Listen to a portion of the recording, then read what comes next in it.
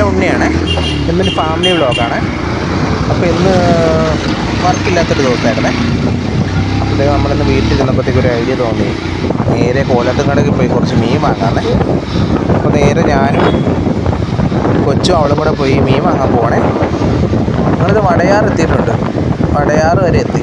Vadayar പുഴയോരം restaurant ഉടനെ കാണാം കേട്ടോ. അപ്പോൾ നല്ല ഇടുക്കാച്ചി ബിരിയാണി കിട്ടുന്നുണ്ട്. പറ്റുവാണെങ്കിൽ എല്ലാവരും വന്ന് ട്രൈ ചെയ്യണം. ഞങ്ങൾ ഇടയ്ക്ക് വരുമ്പോഴത്തേക്കും ഇവിടെ കാണാനാണ് പുഴയോരം. ഇവിടെ കയറി ഇടയ്ക്ക് കഴിക്കാറുണ്ട്. അപ്പോൾ ഞങ്ങളിത് നേരെ ഒന്നുമില്ല, വേറെ അങ്ങ് കയറുന്നില്ല, നേരെ കൊല്ലുന്നോട് പോവുക, കുറച്ച് മീൻ വാങ്ങാം.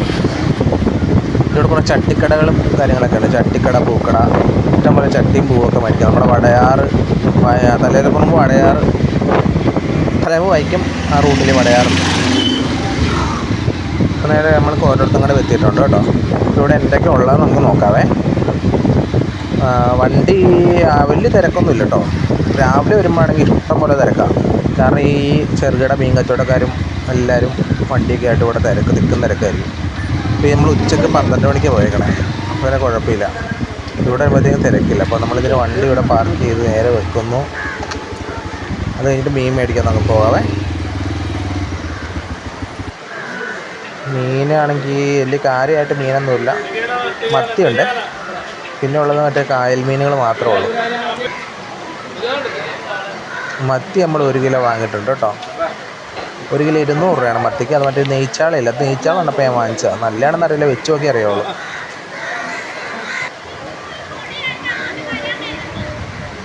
അപ്പോൾ ഈ നേരെ ഇവിടെ കറങ്ങിയാണ്. കുഞ്ഞോളാണെങ്കിൽ ഇത് ഇവിടെ നിൽക്കുക. അതൊക്കെയാണെങ്കിൽ എന്നൊക്കെ മേടിക്കേണ്ടതെന്നൊരു ഐഡിയ കിട്ടണമല്ലോ. അപ്പോൾ ഞങ്ങൾ കുറച്ചൊരു ആനഞ്ചോട്ടി ഒന്ന് ആലോചിക്കാം കേട്ടോ.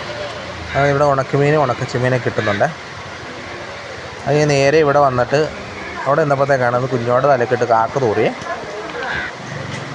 അത് ഞങ്ങൾ തൊട്ടടുത്തുള്ള കടയിൽ കയറി കുറച്ച് വെള്ളമൊക്കെ വാങ്ങി അത് കഴുകി റെഡിയായി ഇറങ്ങിയേ.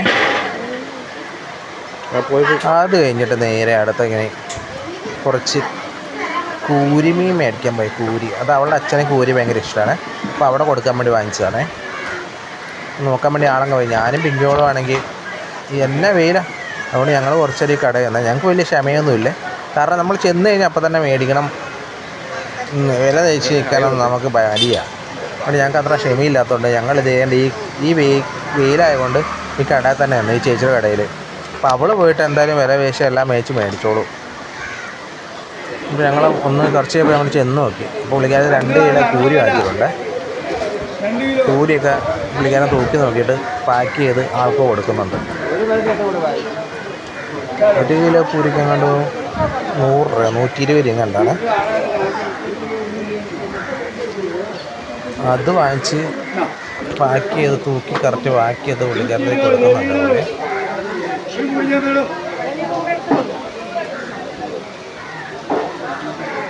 ഇഷ്ടംപോലെ തിരക്കൊന്നുമില്ല, ചെറിയ തിരക്കേ ഉള്ളൂ. സമയം കഴിഞ്ഞെന്നാണ്, മാർക്കറ്റ് ടൈം കഴിഞ്ഞെന്നാണ്. ഞങ്ങളെ കുറച്ച് ലേറ്റായി പോയെന്നാണ് എനിക്ക് തോന്നുന്നത്. കൂരി എല്ലാവരും നല്ല കൂരി കേട്ടോ. കൂരി തൂക്കിയിടും മേടിച്ച് കൈ പിടിക്കുന്നുണ്ട്.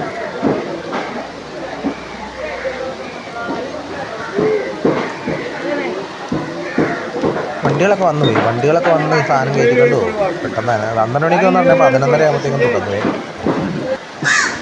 ഞങ്ങൾ ആ ബാക്ക് സൈഡ് പോയി നിൽക്കുമ്പോൾ ഇഷ്ടം പോലെ പരന്തുകൾ വട്ടമായിട്ട് പറക്കുന്നുണ്ട്.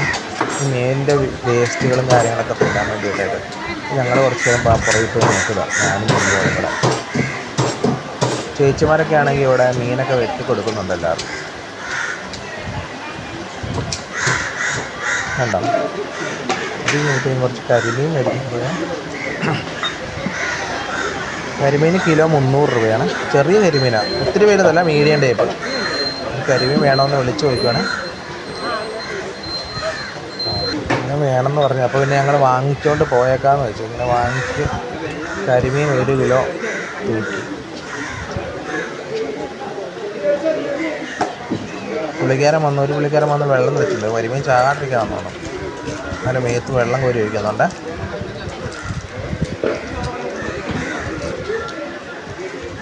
പിടക്കണ കരിമീൻ. എന്നിട്ട് ഈ കരിമീൻ പാക്ക് ചെയ്ത് തന്ന്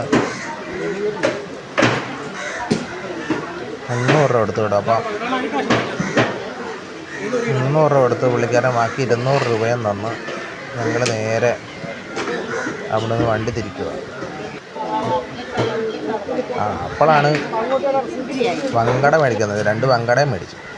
ഇതെല്ലാം കൂടെ മേടിച്ച് ഇതേ വണ്ടിയെ കൊണ്ട് തൂക്കിയിട്ടിട്ടുണ്ട്. ഇനി ഇവിടെ നേരെ വീട്ടിലോട്ട്. പിന്നെ അടുത്ത വീഡിയോ കാണാവേ.